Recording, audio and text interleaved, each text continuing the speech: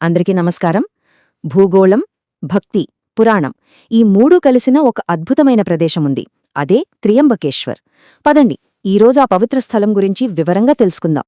దక్షిణ భారతదేశంలోనే అతి పెద్ద నదుల్లో ఒకటి తన ప్రయాణాన్ని ఎక్కడ మొదలుపెడుతోంది?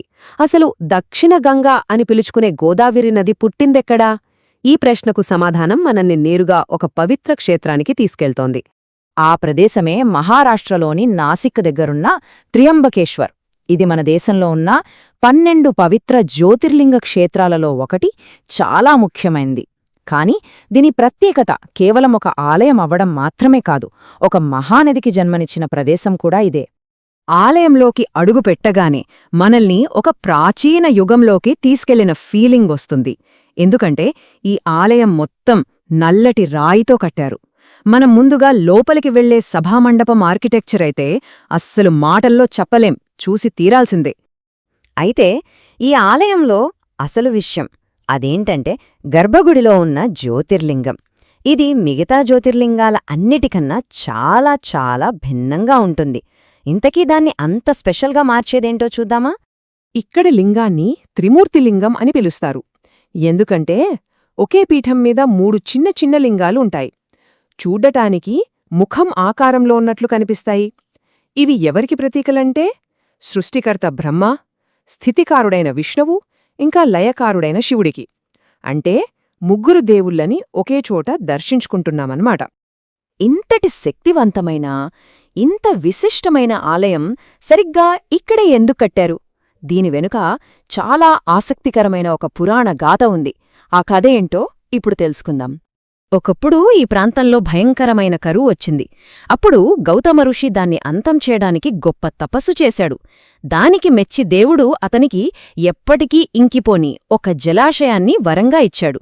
దాంతో ఆ ప్రాంతమంతా మళ్లీ పచ్చగా మారింది. కాని ఇది చూసి కొంతమంది ఋషులకు అసూయ కలిగింది.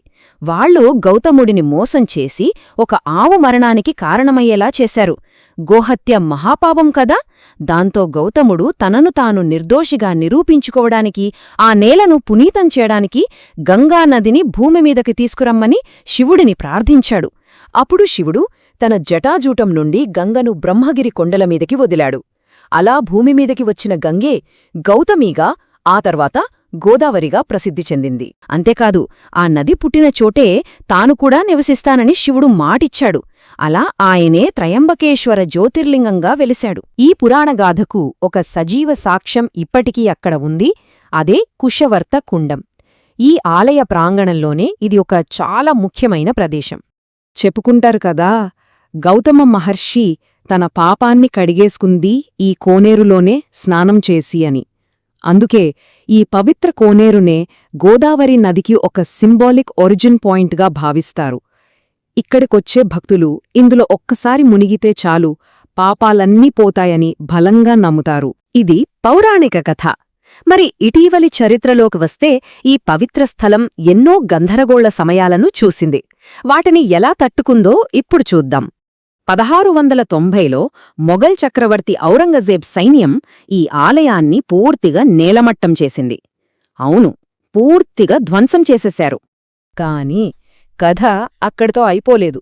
ఆ తర్వాత మరాఠాలు ఆ ప్రాంతాన్ని తిరిగి తమ ఆధీనంలోకి తెచ్చుకున్నారు. దాంతో ఆలయాన్ని పునరుద్ధరించే అవకాశం వచ్చింది.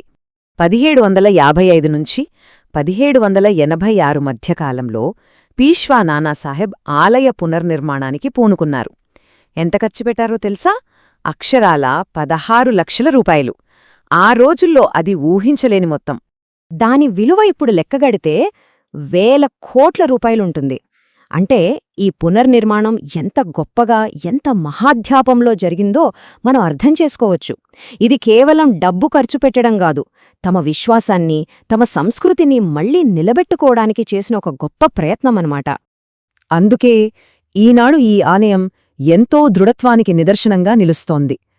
ఒక చైతన్యవంతమైన విశ్వాస కేంద్రంగా, లక్షలాది మందికి ఆధ్యాత్మిక కేంద్రంగా ఉంది. ఇది కేవలం ఒక ఆలయం కాదు, ఇదొక పవిత్ర స్థలాల సముదాయం. ఇక్కడ కుశవర్తకుండముంది. గోదావరి నది మొదట నిలిచిన పవిత్ర సరస్సు అదే.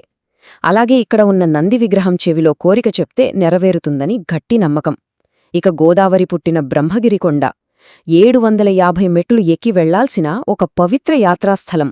సరే, ఇప్పుడు ఆలయం నుంచి బయల్దేరి గోదావరి అసలు ఎక్కడ పుట్టిందో చూద్దాం.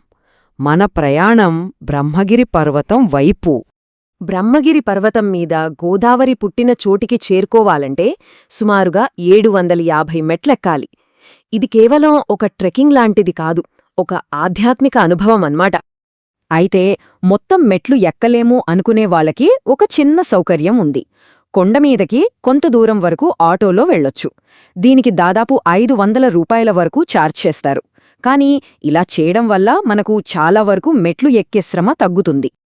ఆ కొండ పైకి వెళ్ళాక అక్కడ కనిపించే వ్యూ ఉంది చూశారు, మాటల్లో చెప్పలేం. చుట్టూరా పచ్చదనం, ఆ చల్లటి గాలి, మన కళ్ల ముందే పురాణ గాథలు జరిగిన ప్రదేశాలు.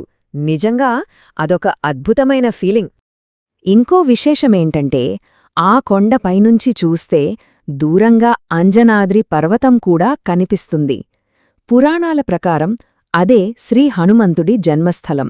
అంటే ఒకే చోటు నుంచి 2 పవిత్ర స్థలాలని చూసే అరుదైన అవకాశం మనకిక్కడ దొరుకుతుంది.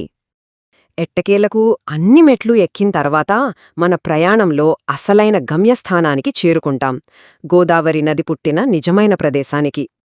ఈ ప్రదేశాన్ని గంగాద్వారని పిలుస్తారు. ఇక్కడే ఈ రాళ్ల మధ్యలో నుంచి గోదావరి ఒక చిన్న పాయలాగా బయటికొస్తుంది. శివుడి జటాజూటం నుంచి గంగ వచ్చినట్టుగానే ఇక్కడ ఈ కొండ రాళ్లలోంచి జీవనది పుడుతుంది. ఇంత పెద్ద మహానది ఇంత చిన్నగా మొదలవ్వడం చూస్తే నిజంగా చాలా ఆశ్చర్యంగా ఉంటుంది. అంతా బానే ఉంది కాని ఒక కథ మాత్రం ఇంకా పూర్తి కాలేదు. అదే శివుని 3వ కన్నుగా భావించే ఆ నాసిక్ వజ్రం కథ. చూడండి, మనకు కోహినూరు వజ్రం గురించి బాగా తెలుసు, ప్రపంచమంతా దాని పేరు చెప్పుకుంటుంది. కాని ఈ నాసిక్ వజ్రం సంగతి వేరు. దీని పేరుకన్నా దీని శాపం గురించే ప్రపంచానికి ఎక్కువ తెలుసు. ఈ వజ్రం ప్రయాణం చూస్తే చాలా నాటకీయంగా ఉంటుంది. 1818కి ముందు త్రయంబకేశ్వర ఆలయంలోని విగ్రహానికి ఒక కన్నులా ఉండేది. కాని 1818లో ఆంగ్లో మరాఠా యుద్ధాలప్పుడు దీన్ని దోచుకున్నారు.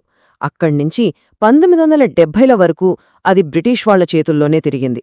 వ్యాపారులు, ప్రభువులు, కలెక్టర్లు ఇలా ఒకర్నుంచి ఒకరికి చేతులు మారుతూ యజమానులందరికీ దురదృష్టాన్ని తెచ్చిపెట్టింది. చివరికి 1977లో వేలంలో ఒక ప్రైవేట్ వ్యక్తికి అమ్మేశారు. మరి ఇప్పుడెక్కడుంది? ఆ విషయం ఎవ్వరికీ తెలీదు. అదొక పెద్ద రహస్యం. ఆ వజ్రం పోయింది, కాని ఎప్పటికైనా అది తన అసలైన ఇంటికి, ఆ శివుడి దగ్గరికి తిరిగి వస్తుందనే ఆశ మాత్రం ఇంకా బలంగా ఉంది.